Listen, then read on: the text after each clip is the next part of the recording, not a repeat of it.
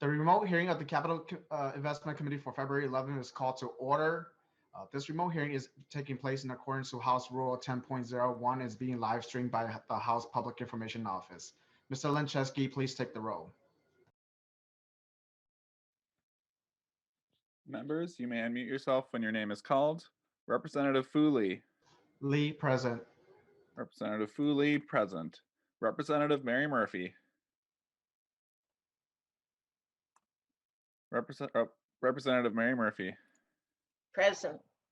Representative Mary Murphy, present. Representative Dean Erdahl. Present. Representative Dean Erdahl, present.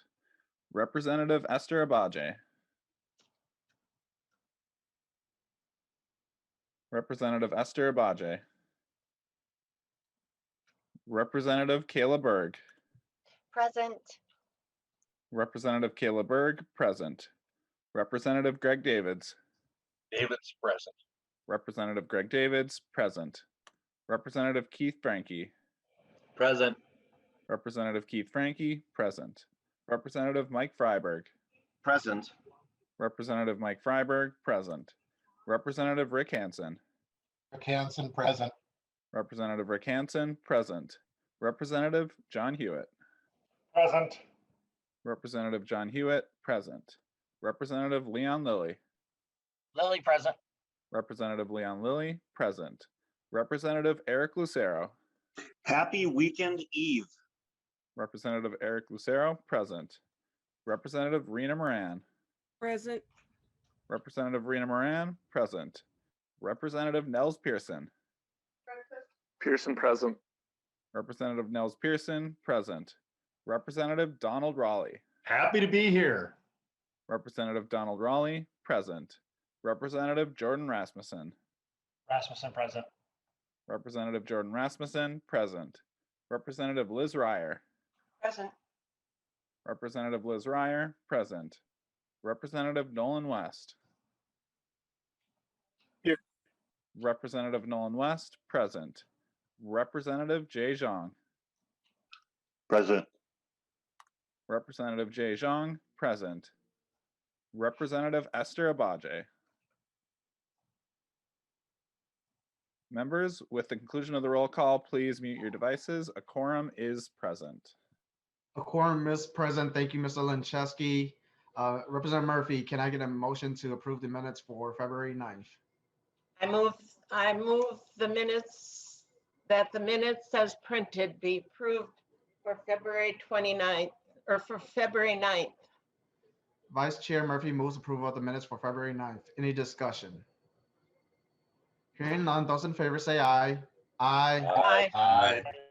Those opposed say nay. The motion prevails and the minutes for February 9th are approved. Members, today we will hear an overview from the Public Facilities Authorities on their funding needs, as well as two bills that will be laid over. The agenda lists the time allotted for each item, including member questions. And now let's get started with Mr. Freeman, the director from the PFA. Please identify yourself and proceed with your presentation. Thank you, Mr. Chair and members. My name is Jeff Freeman. I'm the Executive Director of the Public Facilities Authority. And I will share my slides here, if I can make that work. So the Public Facilities Authority is the state agency that administers water infrastructure financing programs.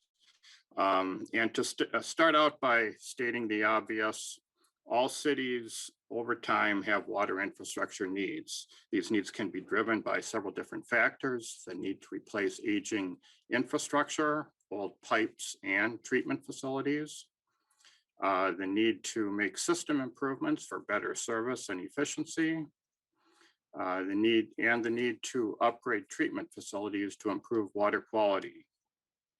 The PFA funding framework provides low interest loans that are broadly available to cities of all sizes throughout the state, and grants that are targeted based on affordability and for specific water quality improvements.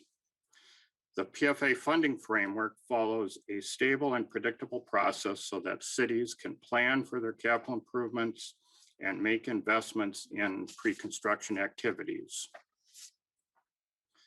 So the major PFA programs are, first of all, the Clean Water and Drinking Water Revolving Funds. These programs make low interest loans for all manner of wastewater and drinking water projects.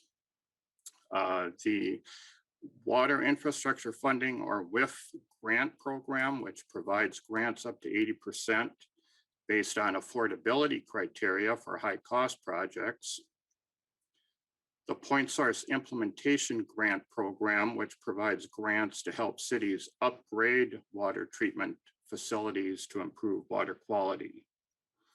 All of the PFA programs follow project priority lists created by the Pollution Control Agency for wastewater and the Department of Health for drinking water projects. Projects are ranked based on the age and condition of the existing infrastructure, water quality, and public health criteria. The project priority lists are list funding requests for projects proposed for construction over a 5-year period of time. A little bit more on the PFA loan programs. These are the largest source of funding to help cities build clean water and drinking water projects. They provide low interest loans. The revolving funds are supported by annual capitalization grants that are received from the federal EPA and a state match, a required state match. These funds support the revolving loans. The loan repayments then revolve back to make new loans, which creates a permanent source of low-cost capital for city water projects. The 2020 bonding bill provided the required state match for estimated FY 21 and 22 federal funds. Since inception in 1989, PFA has made $4.4 billion in low interest loans. And looking at the impact of the state matching funds, each $1 of state matching funds has supported $15 in construction and more than $3 in interest savings to the cities and their ratepayers. In the 2-year period of FY 2019 to 2020, the PFA made $360 million in loans at an average interest rate of 1.1%. Over that 2-year period of time, federal capitalization grants were $92.5 million and the state match was $20 million. Turning to the grant programs, the WIF grant program, as I mentioned, provides grants based on affordability criteria for high-cost projects. Affordability criteria are based on the average per household cost of the water system, including the new project costs, the O&M, operation and maintenance costs of the system, as well as existing debt service that a community has for past projects, and based on community median household income. WIF grants are packaged with PFA loans or with USDA rural development funds that focuses on funding for small rural communities. The PSIG grant program provides grants to help cities upgrade water treatment facilities to achieve water quality improvements.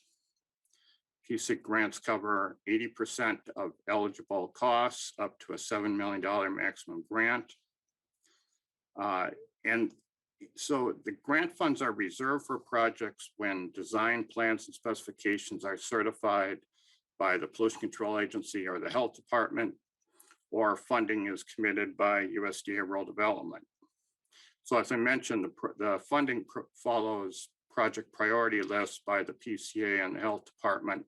The other factor in determining where the grant funds go at any particular point in time is the project readiness to proceed, which is determined by do they have the design plans and specs ready to go, and is the project ready for construction? So we recently submitted our estimated funding needs report. You have the full report in your packets. This is a summary of estimated needs from that report, and I'll provide a little more detail in a minute. Carryover project, the first table shows estimated WIF funding needs. Carryover projects in the first line are the projects that were approved and certified by the Pollution Control Agency or the Health Department in a prior fiscal year and are still nearing construction. The FY21 potential new projects are partially funded. You can see where the dotted line goes. Funds from the last bonding bill allowed funds to be reserved, or funds to be available, I should say, for 12 drinking water projects for 19.5 million and 9 wastewater projects for 16.2 million. But the funding is not sufficient to fund all of the potential FY21 projects. And you can see the line unfunded right below the dotted line. 8 projects on the drinking water side, 3 projects on the wastewater side. So these are referred to as potential new projects for FY21, meaning that they are currently working on the design plans and specifications. To have funding reserved, they have to have those plans and specs approved and certified by June 30th of 2021 this year. We also identify potential WIF needs for projects in future years. As I mentioned, the project priority list is a 5-year list, and that's what the last line is: 46 drinking water projects, 29 wastewater projects. With all of these future potential projects, this is not a definitive number. Each time a city applies for funding, we are looking at the WIF grant criteria to determine if a project is eligible for WIF grants. And then if they are, they do have to meet the design plan and spec approval and certification by the end of the fiscal year to have the money reserved. So we're always looking, and there will likely be additional projects added as we go.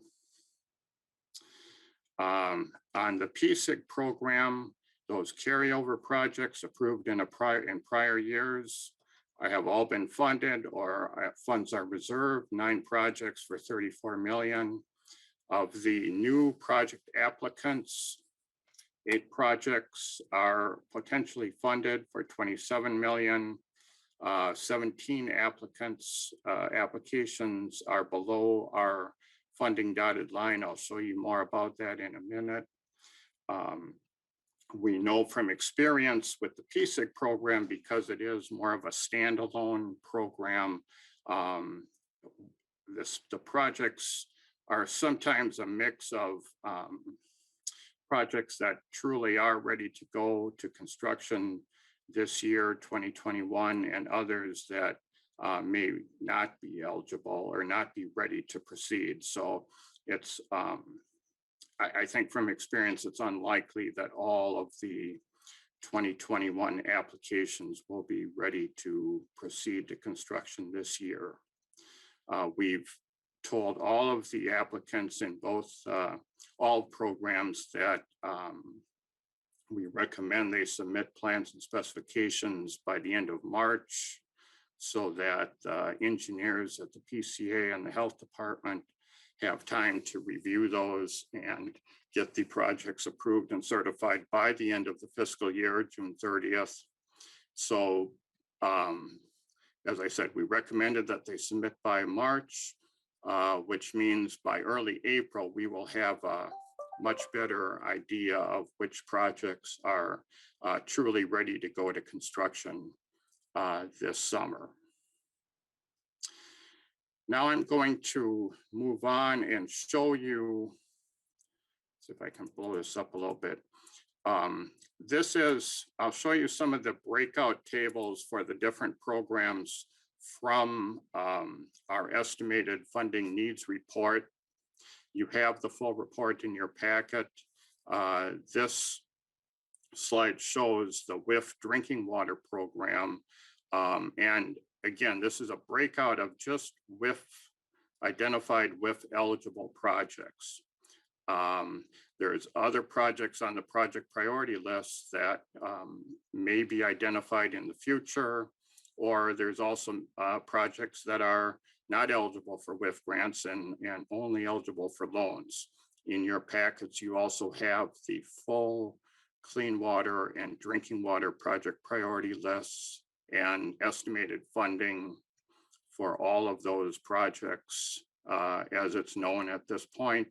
And those are listed both in priority order as well as there's an alphabetical listing in those packets if you want to find a particular city. So back to this sheet for the WIF drinking water program at the start of the fiscal year and then adding the 2020 bonding appropriation, as you can see in the upper right corner, we start with $24.5 million available. There's also some federal principal forgiveness grants that are included here. That's a small share of the federal funds that we can provide as grants as well. And as you get down into the list of projects, you see two categories of carryover projects. These are projects that were where cities met the requirements to have funds reserved by the end of both FY19 and last fiscal year, FY20. Some of these projects with the shaded lines all the way across are already under construction. Others are in the final stages of getting ready for bidding this spring and construction by this summer. And then we have the potential 2021 WIF needs. And as you can see, these projects, they're ranked in priority order, and with the estimated WIF grants for these projects in the dark shaded boxes, we have enough funding to get down to where the dotted line is, and that happens to be the city of Dawson. The projects below that dotted line then are currently unfunded. Now that dotted line will move up and down over the course of the year as project cost estimates change, as we receive as-bid costs, as applications are reviewed and the various system costs are verified, and all of that can cause the estimated WIF grant amounts to change and move that dotted line. So this is a snapshot in time. And then at the bottom of the list, you will see other potential WIF needs for FY22 and beyond. As I said, this is only projects from the project priority list that we currently have identified as WIF grant needs. There likely will be other projects added as we get more information and we get further along in the process with these projects. I'm going to move on to the WIF wastewater breakout sheet. Again, looking at the top right corner with the funds appropriated from the 2020 bonding bill, 57.6 million available. The list start out with the carryover projects from 2019 and 2020. The shaded lines across are projects that are under construction now. And the others are getting ready for bidding, or some are already bidding for construction start this spring.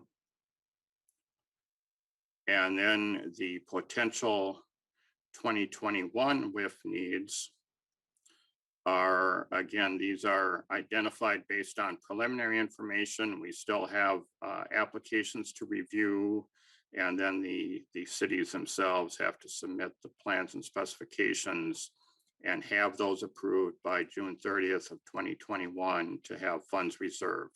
But as you can see right now, that dotted line of how far the available funds will reach is Long Prairie happens to be at this point in time. As I mentioned, that line will move up and down as cost estimates and project information is reviewed. And then finally, the bottom section is the potential future 2022 and beyond WIF needs, which we've only started to identify. More projects will certainly be added to that list. And with that, Mr. Chair, I will stop and be happy to answer questions. And as I mentioned, members also have in their packets the full project priority list, as well as the full estimated funding needs report that has these breakout sheets included, and also more information about how those grant programs work. Thank you, Mr. Freeman. And for members right now, since we have two agencies with bills coming up, we'll take questions right now. We have about 20 minutes right now. First off, Representative Hewitt, and then Representative Erdahl. Representative Hewitt. Thank you, Mr. Chair, and to the testifier. Just very quickly and curious, I'm wondering, I have a small town in my district that probably needs your assistance. And the question is that I know that they have problems with actual process of how to start this to get going to apply for these. Do you have a unit that actually helps these small areas or townships in working through this, to go through this process to start to try to get funding for projects? Absolutely. Absolutely. Mr. Chair, Representative, PFA loan officers work with regions of the state and help cities navigate the process, as well as the Pollution Control Agency and the Health Department engineers, depending if it's a wastewater or drinking water project.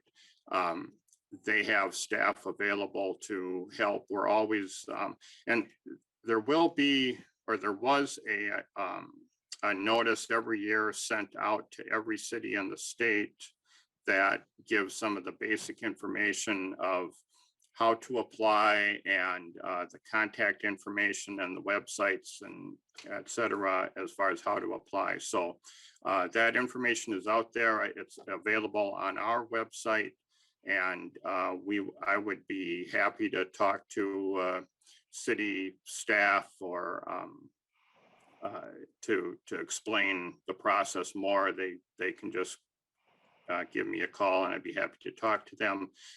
Also, the first step really for most cities is working with a consulting engineer to identify the, what the need is, what the problems are, and what they want to try to do. And the consulting engineers around the state are very familiar with our funding programs as well, and they can be a good resource to help the city navigate the funding process. Representative Hewitt. One last question, and then I can go on after this, Chair. And this is not just the outstate. This includes metro cities as well. It does include metro cities as well. These programs are available to all cities. The loan program is the most broadly available, low interest loans. The grants are, as I said, targeted, and the affordability grants typically end up going to, as you saw from those sheets, smaller communities where they have fewer users to spread the costs over, it makes those per household costs quite high. But loan programs certainly are available. In some cases, the grant programs might be as well. So we'd be happy to talk with cities about that. Representative Erdahl. Well, thank you, Mr. Chair and Mr. Freeman. First of all, I consider this one of the more valuable things that we do in capital investment. I appreciate the very important work that PFA does. Mr. Freeman, how much did you receive in funding in the last bonding bill for your programs? Dr. Freeman. I should have had that handy. It was a major number. I believe the number for PFA programs was well in excess of $100 million between the state match for the loan programs and the 2 grant programs. And then there were, I would guess, an equal or greater amount in special appropriations for specific cities. So it was, but in total, clearly the largest that PFA has ever received. Representative Erdahl. Thank you, Shirley and Mr. Freeman. I think it was in the neighborhood of $250 million or so. Now you have a list that you've presented to us, and I've always believed it important to follow that list. However, I think you just indicated in your remarks that we didn't follow the list all that well the last time, and there were a lot of earmarked projects. Could you, do you have any idea what the percent of earmarked projects was from the list that you had? Director Freeman. Mr. Chair, Representative Erdahl, I believe the total earmarks exceeded the funding for PFA programs. Representative Erdahl. Okay, thank you, Chair Lee and Mr. Freeman. So that's why, even though we gave or appropriated much more money than usual, we did not go down the list, so to speak, as far as conceivably we could have, because by earmarking, we cherry picked certain bills out of the list that were farther down. Is that correct? Mr. Freeman. Mr. Chair, Representative Erdahl, that is correct. Some of those cities have been on our list and working through our process, other cities not, but I would,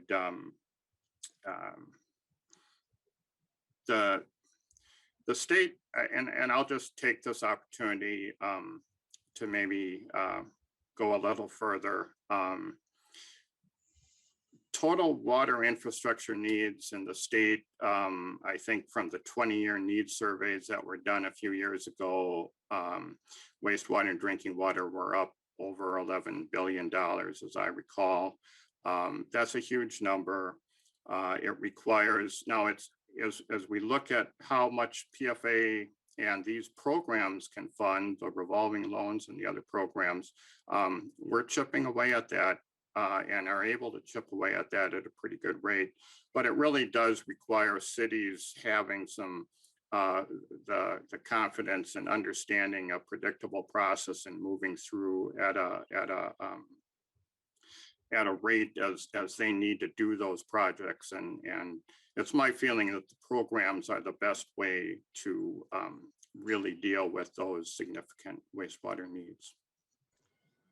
Representative Erdahl, last follow-up. Yeah, last one. So I appreciate that. Once again, I will advocate for us to stay within that list unless there are some really out of concern issues. At least certainly we need to get enough money this year to go one more town down on that WIF list, because you cut it off right at my district. But you have an amount of funding that you think would be important to meet the needs this year, Mr. Freeman? That's my last question. How much Mr. money Freeman. are you looking for? Mr. Freeman. Well, Mr. Chair, I don't want to say how much necessarily we're looking for. I'll leave it to the governor if he thinks it's appropriate to make a bonding recommendation for PFA. But as you can see on the that summary slide, I think the unfunded needs for projects that are lined up for this year construction is about, I think, 18 million. And I really do, like to have funds that carry over into the next fiscal year so that the process can keep rolling, that cities that are looking at 2022 construction, which potentially could be as early as this fall, understand there's some funding available and keep moving through the process. That's the best way to keep the pipeline of projects moving. Representative Ryer.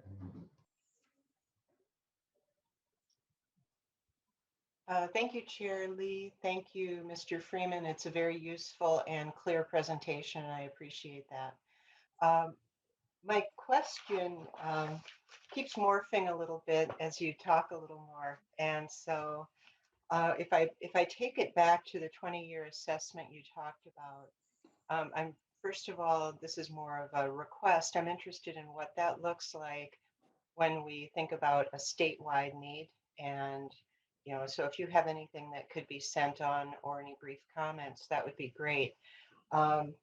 The origin of my more direct question is looking at the unfunded potential fiscal year 21 projects. What's the impact on the communities and the people in those communities if we don't fund those? Clearly, they were high enough priority to be on the list, and so I'm interested in what's the cost in terms of non-dollar impact, and then also how we use these programs, how it helps us advance both our climate goals and our equity goals as a state when you look at the overall approach. Mr. I know Freeman. that's a lot in one question. Mr. Freeman. Mr. Chair, Representative,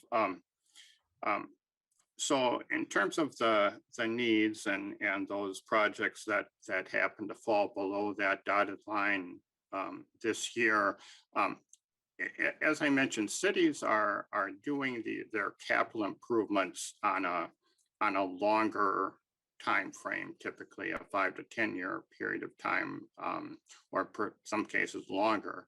And they've been identifying these needs. Most of those projects are related to replacing aging infrastructure.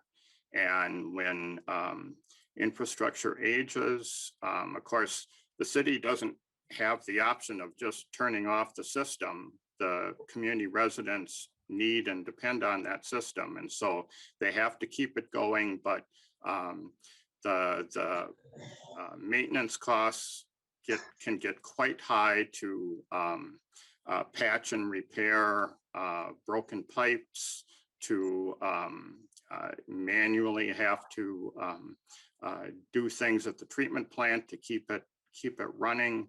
The city staff are cities have great responsibility and do generally great job in running these systems, and they run them well, and they provide good service to their residents and protect public health. But it gets harder and harder as that infrastructure ages, and so, and not only harder, but it costs more at the local level to maintain those 50, 60, 70-year-old pipes and 30, 40, 50-year-old treatment plants. So the costs go up, and when cities identify that they need to do a project, we at the PFA, we want to try to do everything we can to help them do that within the time frame that they've identified. The climate issue for wastewater, I guess one one place that and drinking water that comes into play is with energy needs and how cities get that energy. There are a number of communities and systems in the state that have and are implementing combined heat and power projects where they use, they're able to generate energy from the treatment process itself to help run the plant. There's cities where they've invested significantly in solar energy to help run the plant. And so typically for small cities, the energy needs in pond systems and gravity flow sewers are significant, but not necessarily major. But larger cities with mechanical treatment plants and moving great volumes of water through the system, energy is a major factor in how much the ultimate bill is to the residents. And so every time they can save energy, that helps the communities save money and helps keep the rates down for the residents. So they have an incentive to look for energy savings. We do have some federal funds that are available to encourage energy conservation as well. Consulting engineers are certainly well aware of what they need to do to try to make these new projects more efficient. And so that process continues. In terms of equity, we fund systems at the community level. These systems provide service to all the residents in the community. And as I said, the WIF grant program does help to reduce costs when that per household cost exceeds the certain criteria in the state statutes. Thank you, Mr. Freeman. So we have a few minutes left. I'll give 2 minutes to Representative Raleigh and Representative Davids. Representative Raleigh. Thank you, Mr. Chair. To the director, how are the project priority list points ascribed? And then the follow-up to that question will be, once a point is ascribed and they're on the list and they get their PPL ranking, how do they change over time if they change at all? Mr. Chair. Mr. Freeman. Mr. Chair, Representative, the points are assigned by the Pollution Control Agency and the Health Department. They have both established rule criteria. They're very objective criteria that consider both the age and condition of the existing infrastructure, as well as public health factors and water quality factors.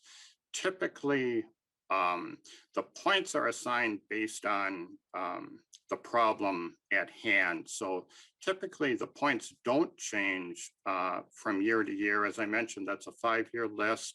Once the city gets on the list and knows what their points are, now there could be things where perhaps there's some points that would have been available, but got missed. There's occasionally some dialogue between consulting engineers and PCA to determine if there are some additional points. We want cities to have, all the points they're entitled to. But once they get on the list and the points are assigned, then typically they do not change. But it does allow the community to sort of have a better sense of what project, if they're eligible for the loan program, that's the first thing. And the loan program is a steady line of projects above a certain point value. A city can at least know they will be eligible for loans, whether it's this year, next year, or for that matter, 5 or 10 years from now. And then the grants certainly go to higher priority projects, but the goal is to, if a city is eligible for a grant, we really want to be able to get that grant to them. That's those cities below that dotted line. We're hopeful that we can find funding to provide to those communities. Representative Davids, and then we'll move on to the Met Council. Thank you, Mr. Chair, and to Mr. Freeman. As Chair Erdahl mentioned that we didn't really follow the list too well. I'm kind of a believer in lists. If we're not going to use the list, what purpose does it serve? Is it antiquated? Do we get rid of the list and have a free for all and just see who comes out on top and we go by seniority or something good like that? So the question, I guess, is if we're not going to use the list, why do we have it? Mr. Freeman. Well, Mr. Chair, Representative Davids, I mean, the list certainly is an important factor in our programs, and the loan programs are established as permanent programs that revolve in perpetuity. So we will always have those loan programs revolving and making low-cost capital available to communities based on where they're at on the list. I think the grant programs work well to supplement the loans for the communities that have those needs. And I hope that that can continue. The whole process, I think if we let it works well. Thank you, Mr. Freeman. And members, now we'll move over to the Met Council for their presentation on the Inflow and Infiltration Grant Program. Mr. Colvin, please state your name for the record and proceed. Thank you, Mr. Chair, representatives. My name is Kyle Colvin. I am the manager of the Wastewater Planning Communities Programs Group. That is a section within the Environmental Services Division of the Metropolitan Council. And it's my pleasure to provide a very brief overview of the Council's regional I&I program and to provide a brief summary of previous bonding bill I&I grants that have been administered by the Council. And let's see here if we can load up the presentation.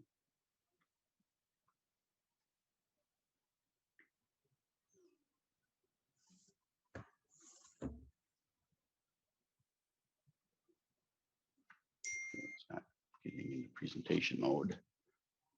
So let's try. There. You see the presentation now? We see it. Please proceed. Very good. Thank you. The Environmental Services Division of the Metropolitan Council operates and provides regional wastewater service to the 7-county metropolitan area. We provide wholesale service to 110 communities, reflecting use by over 2.7 million people. This is nearly half of the state's entire population. The area's wastewater collection system consists of 3 individual parts. There's the private service laterals that are owned by the property owners that provide service to those properties. There's the local community collection system, and there's the regional interceptor system. Bond-funded grants have been used to fund improvements to the community collection system and cannot be used for private service repairs. Through the Council's regional I&I program, 81 of the 110 communities that we serve have demonstrated susceptibility to I&I. Standard design for wastewater facilities includes capacity for some level of I&I flow. The Council's program focuses work in those communities whose I&I has exceeded those acceptable amounts. The I&I grant funds have only been available to cities who are impacted by I&I. This graphic identifies some of the sources where I&I can enter the sanitary collection system. However, there are other sources, including leaking manholes, structures, storm sewer cross connections, area drains, and vented manhole covers. Work covering any of these sources would be eligible for the grant funding. The primary goals of the I&I program is to protect public health by avoiding backups, protecting the environment by avoiding spills, and by avoiding unnecessary system capacity enhancements in the collection system. Here's a timeline that describes the Council's involvement and focus in regional I&I mitigation efforts. The focus started in earnest after the July 1987 storm event. That was a very significant storm event. There was a system failure in the city of Eden Prairie, a facility where it crosses the Mississippi River. And in response to that storm event, there were negotiations with the EPA, and a settlement was reached that committed the council to doing system evaluation and formulating a plan to address the excess levels of I&I in the system. During this period, there were 2 system evaluation studies conducted, one in 1990, another one in 2002. The 2002 study identified that if excess I&I was not addressed in the regional system, there would be significant infrastructure improvements necessary to accommodate that excess flow. Following that 2002 report, there was one of the first 3 community-based I&I task force that formulated the approach in which the region should take in addressing excess I&I. And it confirmed the approach of mitigating these sources in lieu of building infrastructure to accommodate the excess I&I. These improvements would only be used infrequently during significant storm events.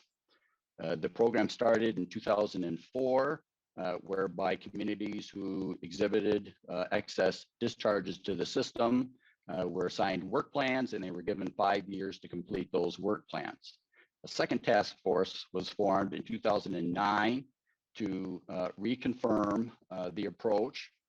It recommended that the council's program continue as an ongoing program. The first program I had a sunset after 5 years, but after the 5-year period, the second task force confirmed the approach. And then the last task force in 2016 was convened to review the successes and progress that were made both regionally and locally, and had a list of recommendations that suggested that the council develop tools for local use for public outreach and education purposes, and also requested the continual advocation for grants to assist local communities to continue with their efforts in local I&I mitigation. Mr. Colvin, please Yes. wrap up so that we can move on to the bill and Okay, proceed. sure. Okay, so collectively, the communities in the region have spent about $260 million. Through last year's bonding bill, there have been a total of $24.2 million in infrastructure grants. The work has leveraged, those grants have leveraged for every dollar of grant. It has leveraged an additional $6 in local efforts. And basically, the program has deferred some of the capital improvements that were identified in 2002. The system flow has maintained steady, which means that excess I&I has been mitigated. Some of that excess I&I have been mitigated, and we've been able to accommodate some of the growth that has occurred between 2005 and 2019. So with that, I can certainly, Mr. Chair, entertain any questions if there's time. My contact information is listed here, as well as Janine Clancy's, and we both would be available at any time to answer any additional questions. Thank you, Mr. Colvin. So please stay on. We may have some members' questions. And so next up, we have House File 402. Representative Hansen, do you move House File 402 to get it before the committee with a recommendation that it is laid over for possible inclusion in the omnibus bonding bill? Thank you, Mr. Chair, and I would move House File 402 to be laid over for possible inclusion in a capital investment bill this year. Thank you, Chair Hansen. House File 402 is before us. Please present your bill. And before you go, members, and for the testifiers, we have about 10 minutes for this one and then 5 minutes for Q&A. Please proceed, Representative Hansen. Thank you, Mr. Chair. Members, House File 402 is a bonding bill for inflow and infiltration. You just had a presentation from the Metropolitan Council. This bill would provide $20 million to the Metropolitan Council. You saw in the presentation, there are 81 communities in the metropolitan area that are eligible. I think last year the bonding bill provided $5 million. There's a great demand for this. I think this year, if we have a smaller bonding bill, it is prudent to fund existing programs. I heard Representative David's talk about a list. This is a competitive process when we provide the money here, where it goes to where it's needed, where the cities apply for that. So it's a good program. It has been underfunded in the past, and I think it would be a worthy bill. And we have a couple testifiers. I do want to note we have a change in city councilors. So instead of Councilor Angsarn, we have Councilor Eastman here. But I think Ms. Nauman is first. Thank you, Chair Hansen, for that introduction. Ms. Patricia Nauman, please introduce yourself and proceed.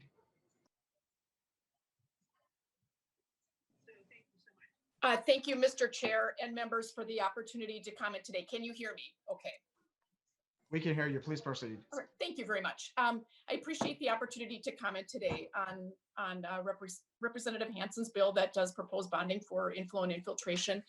Metro Cities has strong support for bonding money to assist cities in the metropolitan area with inflow and infiltration mitigation on their local public sewer infrastructure. Cities in the metropolitan region are compelled by the Metropolitan Council when they are found to be contributing excess levels of inflow and infiltration, which is essentially clean water, into the regional wastewater system. And this water gets in, as you were told, by sort of compromised infrastructure at the local level. Cities in the Metropolitan Council have worked very consistently together to try to mitigate these problems at the local level because it is more cost effective to do that rather than building additional regional wastewater capacity to try to treat unnecessary water that does not need to be treated. That said, it is it's also costly for local governments to do this on their own. And the more they get into making these fixes, the more costly it does get. So Metro Cities has strong support for a portion of bonding money that would go to assist cities in the metropolitan area with this important mitigation work. And I thank Representative Hansen for his authorship. And again, Metro Cities has strong support for capital appropriations to assist cities in this important work that actually is very cost effective and also does provide important public health and safety benefits and important environmental benefits. Thank you, Mr. Chair and members. Thank you, Ms. Nauman. And next up, we have Council Member Julie Eastman from the city of West St. Paul. Please state your name for the record and proceed. Thank you, Chair. My name is Julie Eastman. I am council member for West St. Relates to I&I. That has been a big problem for West St. Paul for many years. And we have been focusing on how to address this issue. But for our city, we are one of the cities that has a lower household income than other cities like us in the metro area. We also have almost 50%, if not more, and we will be getting to larger than 50% of our community are renters. We also have a large population of people that are senior citizens in our community. Our median household income is $56,100.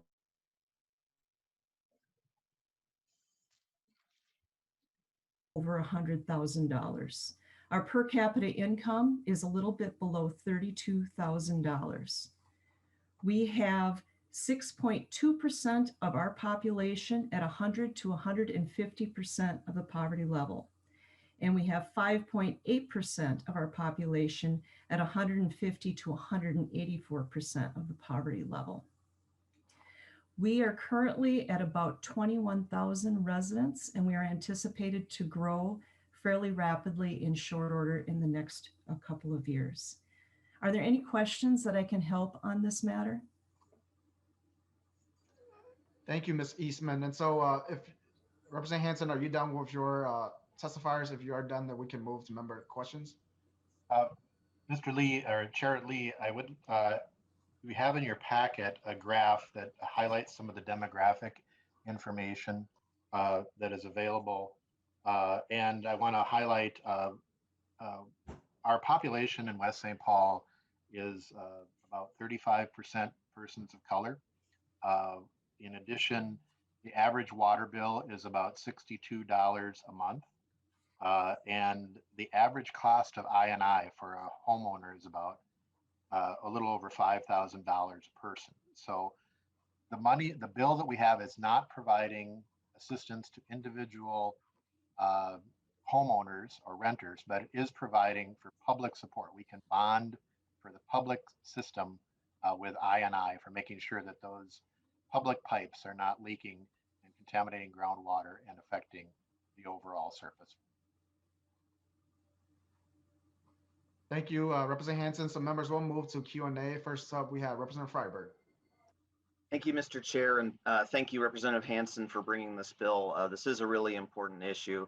It was interesting seeing the timeline on the previous presentation about when the Met Council started really tackling this issue. I was actually on the City Council in Golden Valley at that point, and we adopted a pretty aggressive plan to tackle I&I in Golden Valley. We actually have a point of sale program where homeowners, before they sell their homes, have to get their sewers inspected, and if there's any cracks or any inflow and infiltration in there, then has to get repaired. And that, as you pointed out, Representative Hansen, that can be very costly to private homeowners. You know, it can be anywhere in the $5,000 to $10,000 range to get that fixed. As you noted, this bill wouldn't necessarily help out in that situation. It tackles the issue of the public infrastructure, public sewer infrastructure, which is equally important for the environmental reasons you mentioned. You know, I know this is an issue you and I've worked together with since you've worked in the legislature longer than I've even been there. But since I've been here and first got elected in 2012, I know you've worked really tirelessly on this, and I really appreciate it. And I think we can expect to see some measures coming forward soon to address the issue of private I&I as well. So this is something I strongly support because it's really a two-part strategy tackling both the public infrastructure and the private infrastructure. And I think this bill does a very good job of tackling that public component. So just wanted to say thank you. Thank you, Representative Freiberg. Representative Lilly. Representative Lilly, you're on mute right now. That's great. Sorry. Thank you, Mr. Chair, and Representative Hansen for bringing this forward. I echo much of what Representative Freiberg is saying, but you know, I have 3 cities that I represent that are on that list. You know, for years we've watched the PFA, and boy, Mr. Freeman runs a great program there and does great work all over the state. But you know, we've been a little neglected, I feel like, in the metro, and suburbia just really gets lost. So thank you for bringing this. This is a big problem. You know, with climate changes, it just seems like there's a lot more of these big rains, but there's a lot more littler rains too. So this affects a lot of things. And you know, we have neighborhoods in my area that were probably built on land that probably shouldn't have been built. You know, they filled it in, and so sub pumps run, you know, pretty darn heavy, and that's, you know, common. I know, you know, you have a kind of a similar community down in South St. Paul, West St. Paul. I appreciate the council member coming and speaking, but thank you for working on this. You know, it'd be really neat if we could up this and maybe have a kind of parity between your program here and the PFA. And I think there would be a real good, strong effort across all party lines in the state if we were to figure that out. Thank you. See no further members' questions. Representative Hansen, Chair Hansen, just want to say thank you for bringing this forward too.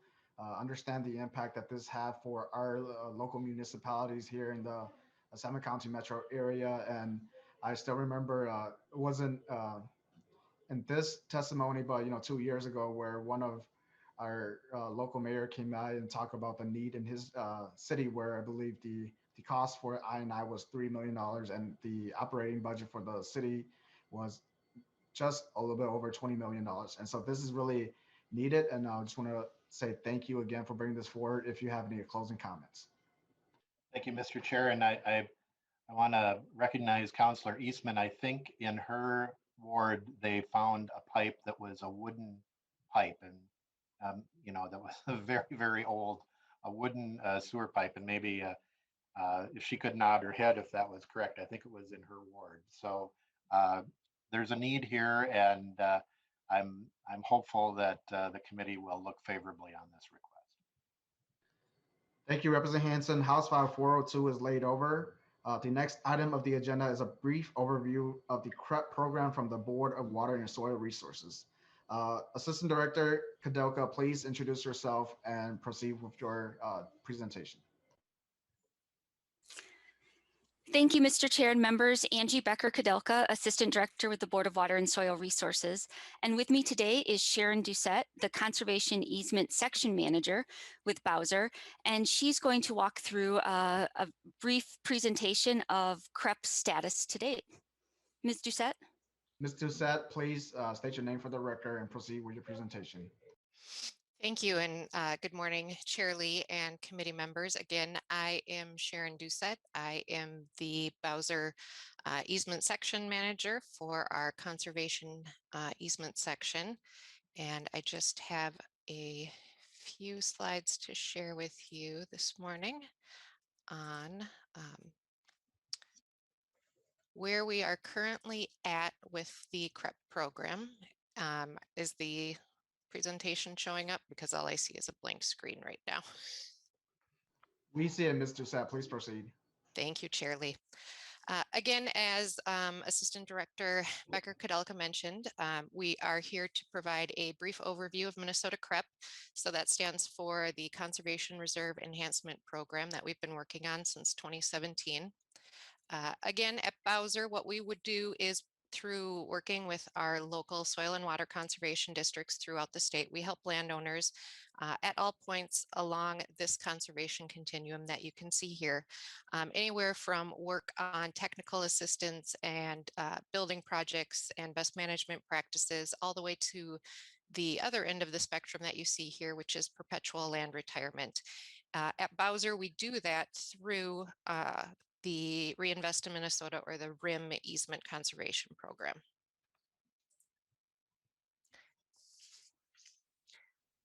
The largest program right now under the RIM umbrella is CREP, the Conservation Reserve Enhancement Program. It is a state and federal partnership with FSA. It is a voluntary program working with landowners to combine a state RIM easement with a CRP contract to accomplish permanent conservation, working with willing landowners. As you can see here on this map, the 54 counties that are highlighted in the pinkish red color, that is the current CREP area, the 54 counties in Southwest Minnesota. As I mentioned previously, it is a voluntary program. We work with willing landowners through our local soil and water conservation districts to take environmentally sensitive lands out of production, and we combine a CRP contract with a permanent RIM easement to accomplish that. The CREP agreement with FSA targets 3 specific land types that are eligible for enrollment in the CREP program, and those are buffers, wetlands, and wellhead protection areas for drinking water. As I mentioned, the program started in mid-2017 with the first enrollment, and you can see on this slide, we have more than 31,000 acres enrolled to date and 575 landowners that we've worked with through the soil and water conservation districts to accomplish that. Generally, each year, the program exceeds enrollment of the previous year. We have our next application period scheduled for this coming April. And with the funds that we have had to date, it's very likely, with the interest that we've heard locally, that we will use those remaining funds that are available for landowner payments during that April sign-up period. This slide shows our current funding status. The CREP agreement stated that state contributions of 175 million would get us $350 million in federal matching funds. As you can see from this slide, we are currently at 158 million for the state funding. And so there is this shortfall currently of 15.5 million to meet our match to obtain all of the federal funds. The last slide here is just a quote from a landowner that was interested and pleased with the program and the process through Minnesota CREP. It's a good opportunity to get a fair payment on ground that would otherwise be idle and do your part for resource protection.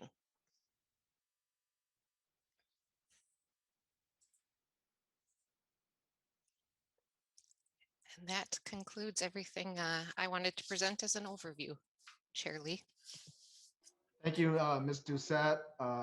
Is this done for the presentation from Bowser then? Yes, sir. Yes, Chair Lee. Thank you, Director. And so next up, we will move on to House File 99. Representative Hansen, do you move House File 99 to get it before the committee with a recommendation that it is laid over? Thank you, Mr. Chair, and I would move House File 99 to be considered and for possible inclusion, to be laid over for possible inclusion in an omnibus bill. Mr. Chair. Thank you, Representative Hansen. House File 99 is before us. Please present your bill. Thank you, Mr. Chair and members. As you heard, a short description of the CREP program. This bill would wrap up the CREP program of providing that final component of funding to meet our obligation. And by meeting our obligation to the contract with the federal government, we would be getting more federal money. There aren't that many programs that we do that can bring back the federal dollar as effectively as the Conservation Reserve Enhancement Program. When you look at the map that was provided, I should note that the city of Minneapolis and much of the metro area receives its drinking water from the Mississippi River. And so by putting habitat on the land, we're not only helping the critters, but we're helping ourselves because it helps with water quality and helps restore water on the land and helps reduce contamination that may be coming in to our water system. So it's an overall good deal. Minnesota has been a leader in getting CREP dollars in the past. We have been effective in getting them into the ground, and there is demand there. If we could get this funding, I think it would quickly go. If you'll notice on the bill, that 15.5 million, we have strong bipartisan support on this. I would invite you to co-author the bill if you haven't already, and same with the inflow infiltration bill. I'd ask for your support. Thank you, Chair Hansen. Next up for this bill, we have Shaylee Vanny from the Minnesota Association of Soil and Water Conservation District. Please state your name for the record and proceed. Good morning, Chair Lee. My name is Sheila Vanny. I'm the Assistant Director with the Minnesota Association of Soil and Water Conservation Districts, and we represent the 88 Soil and Water Conservation Districts of Minnesota. I want to thank Representative Chair Hansen for bringing this bill forward. And I would like to just share a presentation that highlights some of the SWCD role with the program. And Mr. Chair, is the presentation showing up? Yes, it is. Please proceed.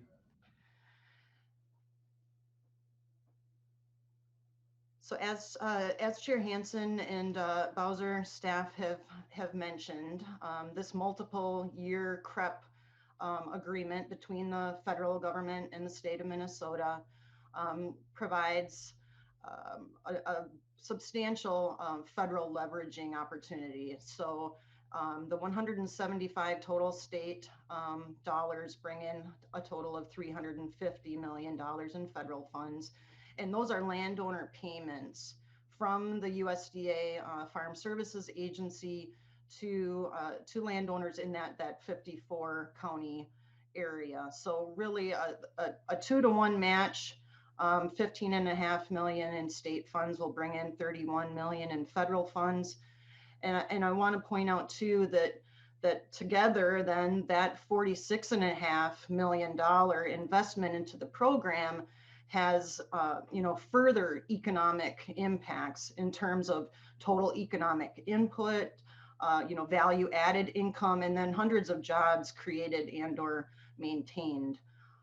This again is the 54 county project area, which represents actually 55 soil and water conservation districts, with Otter Tail County having an east and west SWCD. But here I just too want to take the opportunity to show some landowner images, and you saw one in the presentation that preceded this as well. But it really is exciting to see the SWCD relationship with these landowners pay off in terms of these projects on the ground, and the pride that these landowners take in the ultimate outcome. So here you see a landowner in Renville SWCD who's just breaking ground on a project. This was actually a socially distanced photo taken this past fall. But here down in the right-hand corner, you see Redwood SWCD landowner with a finished easement, and just so full of pride over the finished product and wanting to put a lot of time and effort into maintaining that in perpetuity. So those are some really exciting, I guess, impacts of the program.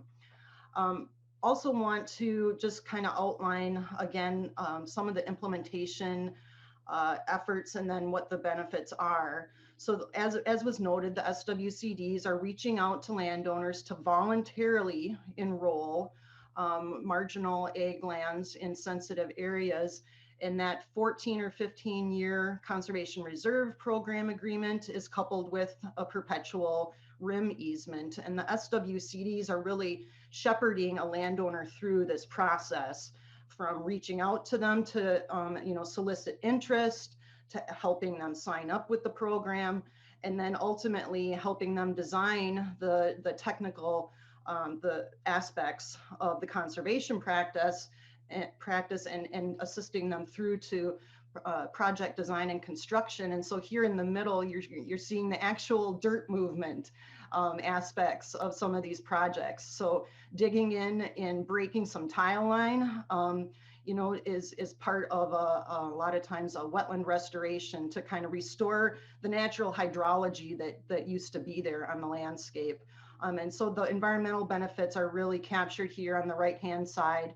Our wetland restorations are the ones generally restoring the hydrology, increasing infiltration, providing some flood mitigation, and with that storage of water on the landscape. And then really all of the practices are providing habitat for wildlife, both game and non-game species, as well as pollinators. It has a lot of our practices have implications for nitrate loading in drinking water and capturing some of the nitrates before they get into our groundwater. And then all of them really, because of the vegetative plantings aspect, are storing carbon on the landscape on these private lands. In closing, I just wanted to again showcase a few really exciting photos. So this is an aerial image. We don't often get to see some of the aerial imagery of these practices, but this is a really awesome wetland complex in Renville SWCD as seen from the air. I actually had one with some wildlife flying through in the picture too, and wasn't able to get that incorporated. But here down on the left-hand side, then you see the Redwood SWCD staff in a little zoomed in fashion, really going out there and reaching out to the landowners out in the field, soliciting their input. This was a pre-pandemic photo from a few years ago. And then this right-hand lower corner photo of some pollinator habitat. And so that's, again, one of the positive aspects of the program. In closing, I would just want to, again, express our support for House File 99 and support for Representative Hansen in carrying this. And just again, in summary, that this $15.5 million to the Rim Reserve program makes sense, not just environmentally, but also economically. And that concludes my presentation, Mr. Chair. Thank you, Ms. Vanny. Next up, we have a member of the public, Will Clayton from Pheasants Forever. Please state your name for the record and proceed. Mr. Chairman and members of the committee, my name is Will Clayton. I'm a regional representative with Pheasants Forever, and on behalf of the organization, I'm happy to express our support for House File 99 and the Conservation Reserve Enhancement Program as a whole. CREP provides tangible on-the-ground benefits, all of which are important to our organization. CREP buffers provide a cushion between crop fields and the adjacent rivers, ditch, or water source. Native grasses are often planted on these buffers. These grasses have deep root systems that help stabilize banks during more frequent periods of high water. CREP wellheads protect sensitive and porous soils by planting native vegetation, capable of using excess chemicals and fertilizers that can leach quickly through these soils and into the community's fresh water source. These easements also provide wildlife habitat. Depending on the diversity of the seed mix, they can also support pollinators. CREP wetlands are larger tracts. These are easements that restore some of our prairie pothole wetlands and the adjacent uplands. These sites store water on the landscape, filling once drained wetlands to be used by migratory birds, shorebirds, and many other wetland critters. The adjacent uplands are often planted to a diverse mix of native plants and grasses and forbs.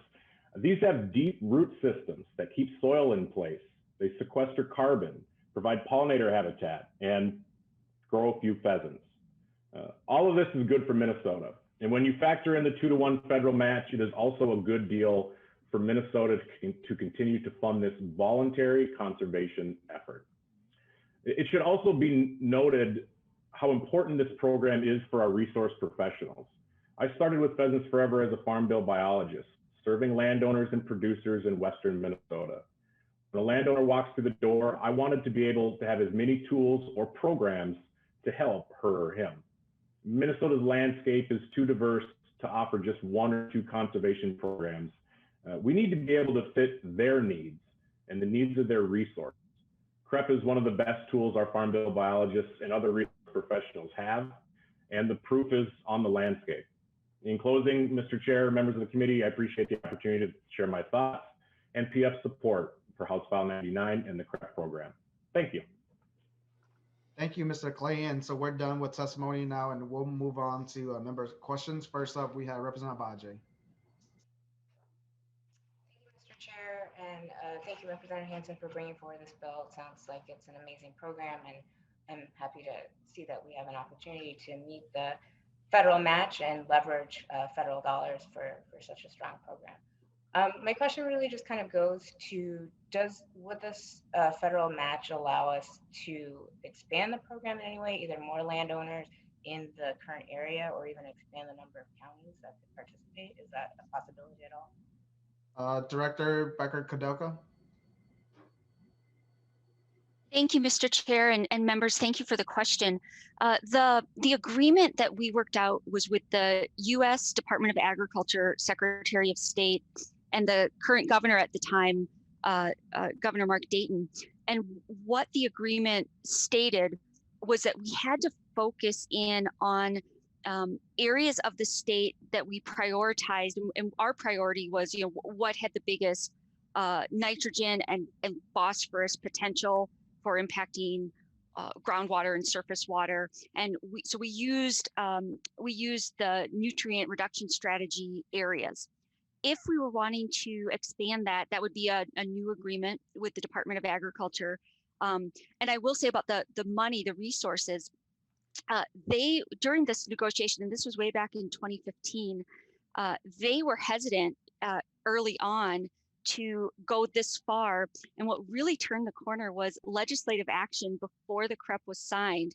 The legislative, both the House and the Senate, passed bills that said we will devote this money to this project because we believe in it. And that was what kicked the door open there. This is what the federal government said, okay, we see that Minnesota is invested in this. And so that's why we're willing to go this far. Representative Ajay. And then are there any further plans to increase the number of voluntary landowners that are participating, particularly, BIPOC landowners that might be eligible for this program, to make sure that they're involved too? Director Becker-Kudelka. Yeah, thank you for the question. And Mr. Chair and members, right now, part of our criteria for landowners coming in and applying for CREP acres includes certain minimums on acres and sizes and how the program works. For underrepresented landowner groups as defined by the federal government, we waive that criteria so that we can right away put them into that scoring and ranking, because we recognize that there hasn't been equitable treatment of some BIPOC farming communities over the years. And so that's one way that we make sure that we look at more than just the traditional farming applications. Representative Ajay. Thank you. No further questions. Representative Lilly. Thank you, Chair Lee and Chair Hansen. As we're hearing this morning, I think of early years and years ago where you'd talk about RIM, and I was like, what in the world is that? And you would just keep bringing it up, and then you'd say, oh, this federal money, and we'd match it. And I was like, what are you talking about? And so as he dug in deeper, I mean, it's just been an incredible program, and thank you for your early leadership on this and educating all of us other members. And I really thank you for that. But this program is really powerful, and it's they've on that earlier chart they kind of showed the funding stream, and there's LCCMR money that went into it, and then as with there's a couple of us on this committee that are legacy people, so there's clean water money that's gone into this, big numbers, and but we just heard from Pheasants Forever and with Lassard Sam investments, and so I mean it's super exciting. And then there's been the kind of the resourcefulness and then reaching out to bonding. But I love hearing the presentation and then hearing all the relationships. When you think how complicated that would be to work with 450 or more individual property owners and different people, but it's amazing. So I guess I do actually have a question. I hope we do this, and I'm wondering if with the new leadership in Washington, is there a chance that we're going to punch beyond? I mean, it sounds like the last 15 million, get us to the where we're at, but is there talk of expanding this farther into the future federally? Because I think that's a real possibility. And Minnesota's been a success, but I think we could keep going farther. So thank you. Director Becker-Kudelka.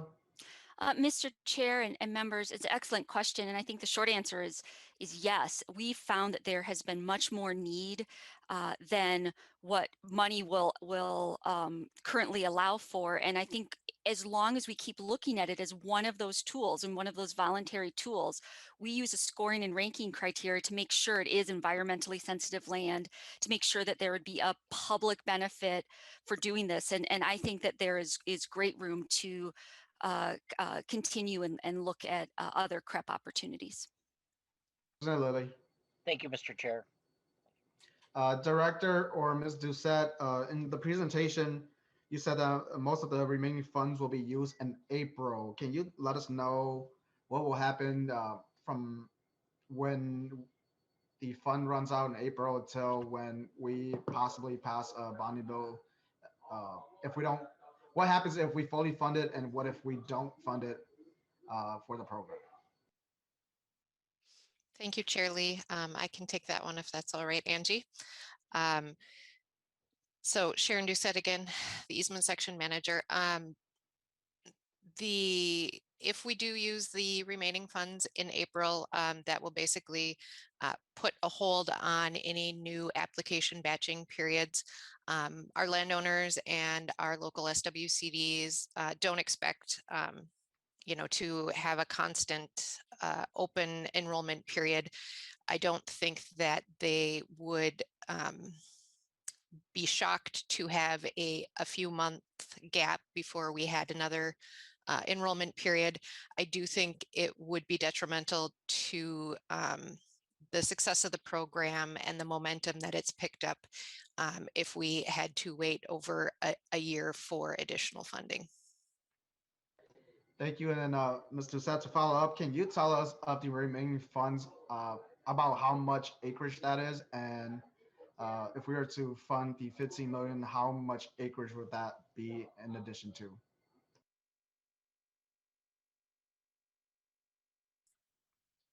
Thank you, Chair Lee. Yes, the remaining funds should get us at somewhere in the neighborhood of another 9 to 10,000 acres, depending on how land prices change, you know, and what CRP rates do. The remaining $15 million is a little bit harder to put an estimate of acres onto it. Thank you. Members, any additional questions? Seeing none, Representative Hansen, do you want to provide a closing comment? Yes, and I think there is additional written testimony. I don't know if Mr. Clayton is still on, but I think there was a letter from a CREP coalition. If he could maybe just reference that, because I think Pheasants Forever was part of that, if he's still here. Mr. Clayton? Must be gone. Oh, here I am. Thank you, Mr. Chair, members. Yeah, there is a RIM coalition letter here signed by a multitude of groups. Representative Hansen, would you like me to read it or just reference it? Reference the groups if you could. That would be helpful. Certainly. Mr. Clayton. Thank you, Chair. Minnesota Association of Soil and Water Conservation Districts, Pheasants Forever, Minnesota Deer Hunters Association, Ducks Unlimited, Trout Unlimited, Delta Waterfall, Nature Conservancy, Minnesota Rural Water Association, Friends of the Mississippi River, Minnesota Outdoor Heritage Alliance, Minnesota Environmental Partnership, Coalition for Clean Minnesota River, the New Ulm Area Sport Fishermen, National Trout Center, Preston, Minnesota, Fergus Falls Fish and Game Club, and the Audubon, Minnesota. Thank you, Mr. Clayton. Representative Hansen, closing comment. Thank you, Mr. Chair. This program is a mature program with a lot of experience in it. I am hopeful that if we could get this final component, we can get the job done. And by getting the job done and getting this conservation on the ground, that will demonstrate to the federal government, to the new federal government, there's going to be a new farm bill, there's new leadership, and the fact that Minnesota can get the job done should help us in competing with other states to get more funds where we can reach more people and protect more land and help our water and help our wildlife and help our pollinators and help ourselves. So I'd ask for your support. Thank you, Representative Hansen. House File 99 is laid over. Members, our next meeting is on Tuesday, February 16th, and the agenda is House File 728, redevelopment appropriation bonds authorized for areas damaged by the civil unrest. Thank you, members and testifiers, for today. This meeting is adjourned.